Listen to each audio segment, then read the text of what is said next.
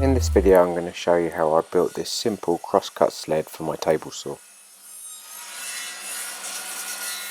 I start off by measuring the width of the slots, which are 19mm by 9.5mm deep. I ripped down some 8mm cladding to 19mm wide. This takes a couple of attempts before I get it so there's no slack between the slots.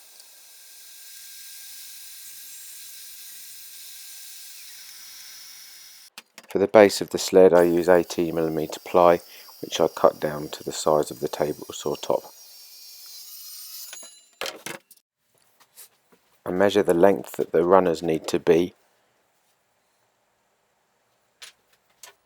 and then cut them to length on my miter saw.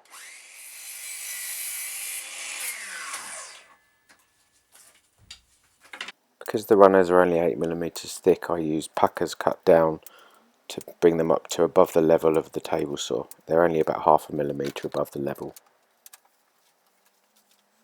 To temporarily secure the runners to the sled base, I use hot glue and then use the fence to align it up as I drop it on top and put some weight on it to stick it. Quite a lot of weight. Once the glue's dried, I turn it over ready to secure them permanently. To permanently secure the runners to the sled, I use a countersunk pilot bit and 20mm screws.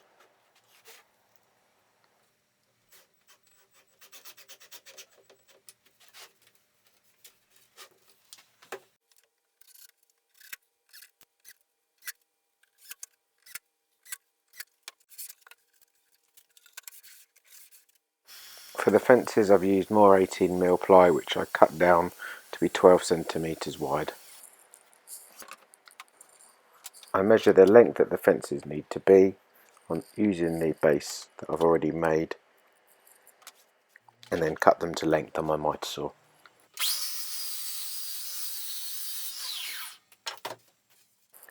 With the base of the sled on the table saw, I raise the blade in the centre so I know where the blade's going to cut. The front fence is then marked where the blade is going to go through, so I know not to put any screws anywhere near it. I then mark the layout of the front fence that I'm going to use and cut using my jigsaw.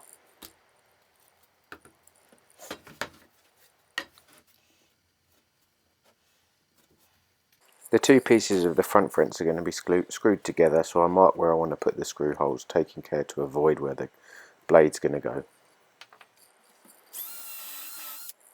I use a countersunk pilot bit for the holes. As you can see, I use plenty of PVA wood glue to fix the two pieces together.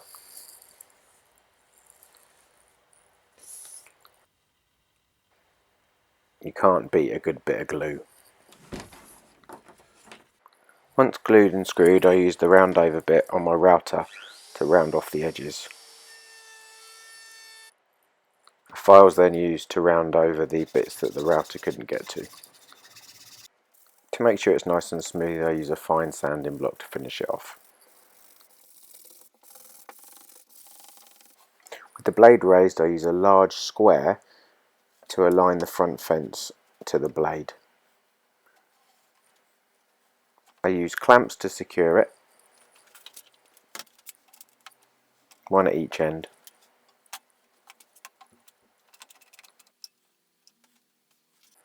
And then pilot and countersink and screw at each end on the underside of the sled.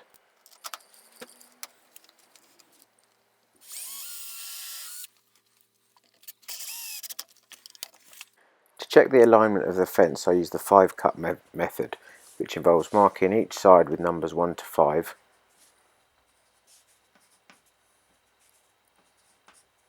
marking what the offcut I'm going to use, and then making 5 cuts by each of the numbered sides.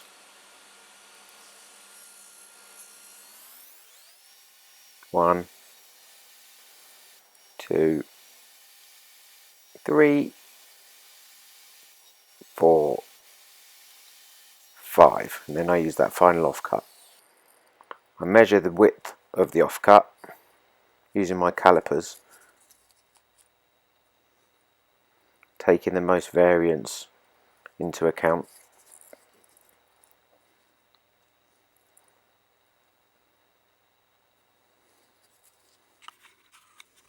I deduct the width at one end from the other, which gives 0.04 millimeters, divide it by 4 to give 0.01 millimeters, which is 1/2,500th of the inch, which is pretty good, I think.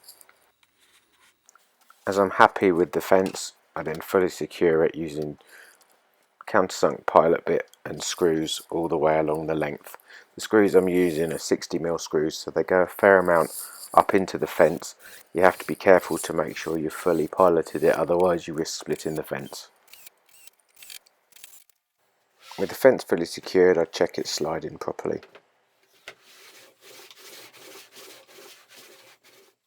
For the back fence I used a single piece of ply and used my rounding over bit to make it nice and smooth. It's 12 centimeters high. I then use a fine sanding block to finish it off again. The back fence doesn't have to be exact as it's just to add rigidity, but I use clamps to secure it.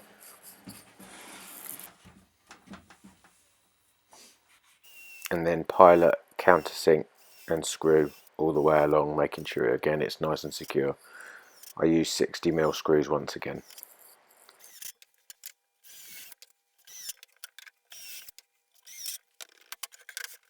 This sled's sliding pretty well, but I'll probably add some wax to the bottom just to make it even more slick. I hope you found the video useful. It's quite a simple sled, but should come in handy. The biggest factor is making sure that the fence is square with the blade, otherwise it won't be as useful as it could be. If you liked the video, please feel free to give it a thumbs up. If you didn't, feel free to give it a thumbs down, but please let me know how I could improve. If you did like it, feel free to give me a comment and tell me what you liked about it. Keep an eye out for my next video coming soon, where I'll finish off the sled, add some wax, give it some varnish or oil, and add a unique safety feature to it that will protect my fingers. Hopefully see you again soon.